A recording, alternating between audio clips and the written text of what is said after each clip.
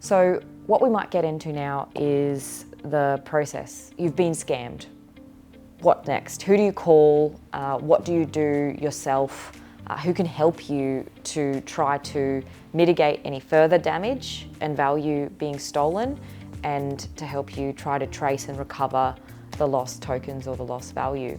There's a lot of disbelief that because the scammer has usually built up a lot of trust, they don't want to believe that they were silly enough to fall prey to that kind of tactic, and they just don't want to believe that they've lost their life savings.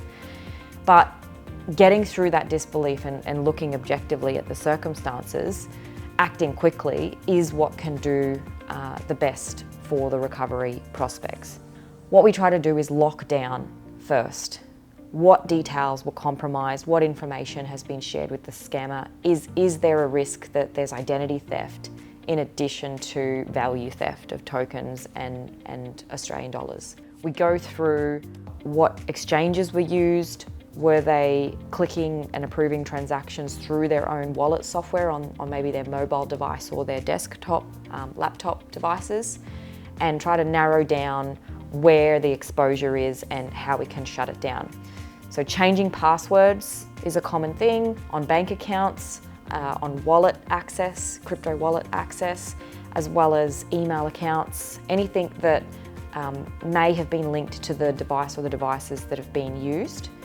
There's also ID Care, which is a website you can go to with more tips on how to lock down the creation of new bank accounts or credit, so that if your identity has been stolen, people can't create bank accounts in your name. We then get into, well, what are the sources of the transactions, the addresses from which crypto was sent to a scammer. Mark's usually the next call. So we'll be on the phone. Mark, there's a scam that's gone down.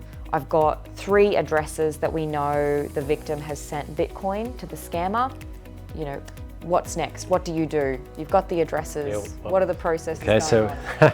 So once we get the addresses and we know that it's what coin it is, then we're straight into our system. And so we can normally very quickly determine, is the money in a wallet somewhere, or has it gone to an exchange? And if the money has gone to an exchange, we can generally identify which exchange, and if it has interacted with another wallet or exchange, we try and work out what that exchange might be to then give you the information as fast as possible so that you can do your thing.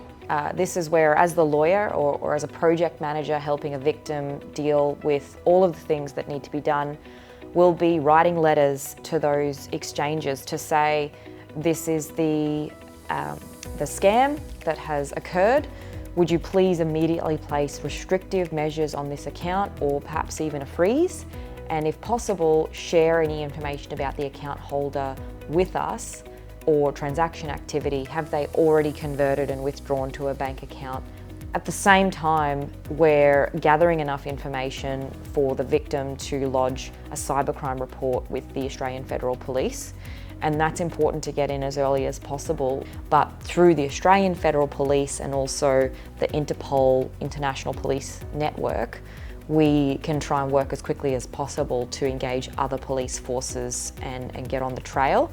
So that police report process happening concurrently is very important, as well as, if there is time, to report the particular scam and the details to ScamWatch, which is another public service, I think, through the ACCC and ASIC, so that, again, if you're approached to participate in some sort of investment scam, check these websites to see if it's already been reported. Another proactive measure that you can do to try to prevent falling prey to these things.